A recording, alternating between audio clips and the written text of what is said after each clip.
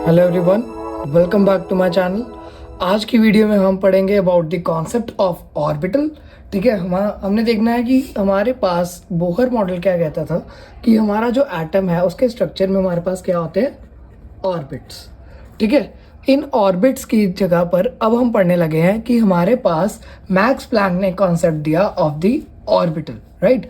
अब Schrodinger wave equation हमने देखा कि श्रोडिंगर वेव इक्वेशन हमें बता रही थी कि हमारे पास जो स्क्वायर ऑफ वेव फंक्शन है, जो हमारे पास वेव फंक्शन का स्क्वायर है, that gives the probability density of the finding of electron. ठीक है, probability density of finding an electron. तो ये कौन गिवन कर रहा था? By the Schrodinger wave equation.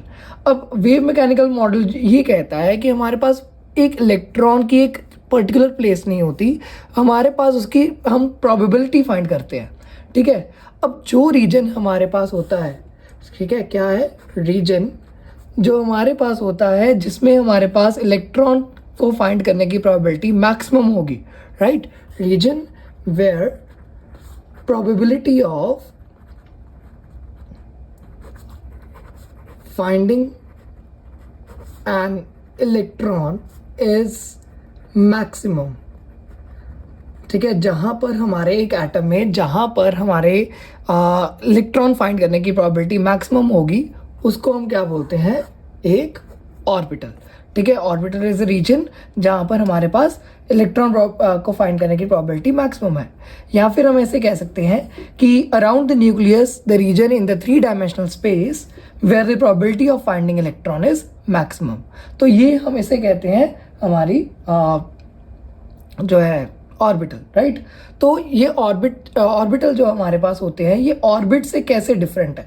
ठीक है, हमने इसमें ये देखना है कि हमने एक पढ़ा था बोहर्स मॉडल में कि हमारे पास 2 डायमेंशनल स्पेस है, ठीक है, जिसमें इलेक्ट्रॉन रिवॉल्व कर रहे हैं अराउंड द न्यूक्लियस। हमने कहा था कि एक हमारे पास सेंटर में न्यूक्लियस है, उसके अराउंड शेल्स हैं। ठीक है, उन शेल्स में उनको हमने नाम दिया था KL। ठीक है, उसके बाद हमारा M शेल। तो इन KLMN शेल्स में इलेक्ट्रॉन्स रिवॉल्व करते हैं, बट लेकिन यहाँ पर हम क्या देख रहे हैं कि ये कॉन्सेप्ट जो है it was not accepted by the scientist. ठीक है, जब हमारे पास श्रोडिंगर वेव इक्वेशन आ चुकी थी तो हमारे पास जो solution of Schrodinger wave equation है वो क्या देती है? Concept of orbital. ऑर्बिटल क्या है कि हमारे पास एक 3D स्पेस है, ठीक है, जहाँ पर जैसे इलेक्ट्रॉन कहीं भी हो सकता है इस स्पेस में। ठीक है, इस जगह पे पूरे स्पेस में जहाँ पर भी इलेक्ट्रॉन फाइंड करने की प्रोबेबिलिटी मैक्सिमम होगी उसको हम क्या बोलते हैं? Orbital, right. अब हमारे पास ऑर्बिटल को हम एक अलग से टर्म से रिप्रेजेंट करते हैं, that is called as electron cloud. ठीक है, ऑर्बिटल को हम इलेक्ट्रॉन क्लाउड भी बोलते हैं, राइट। अब हमारे पास 2 चीज़ें हैं, एक है हमारा ऑर्बिट और एक है हमारा ऑर्बिटल। अब इनमें हमारे पास डिफरेंस क्या बनता है कि ऑर्बिट और ऑर्बिटल क्या इनमें फ़र्क है?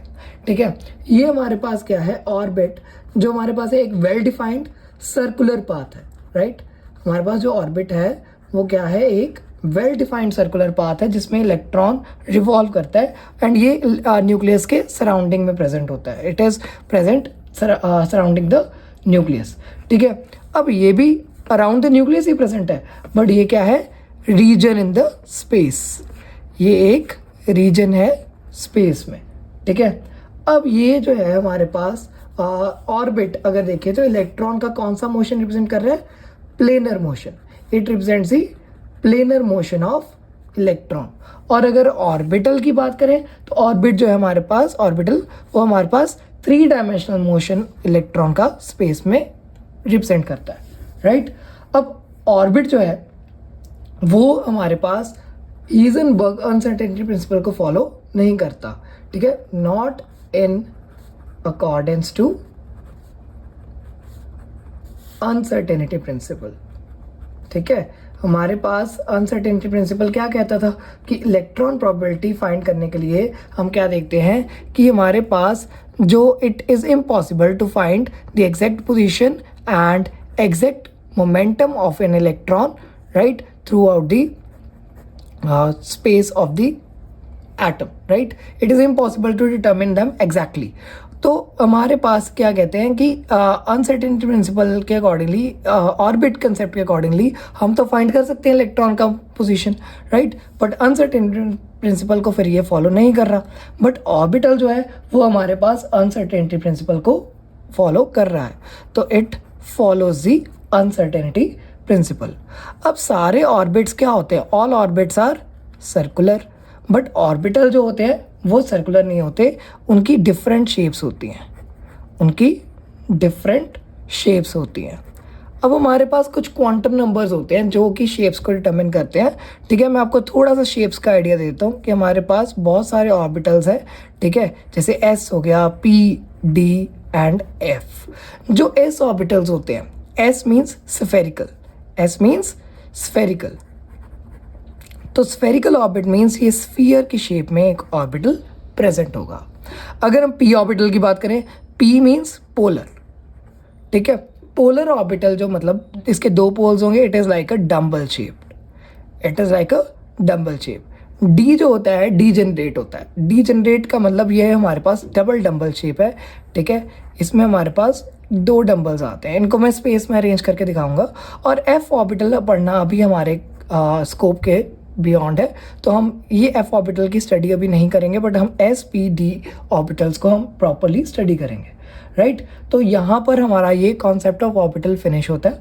अब इसके बाद हम देखेंगे कि ऑर्बिटल्स को डिस्क्राइब करने के लिए कौन से नंबर्स यूज़ होते हैं, उनका नाम है क्वांटम नंबर्स, तो वो हम अपनी नेक्स्ट वीडियो में पढ़ेंगे।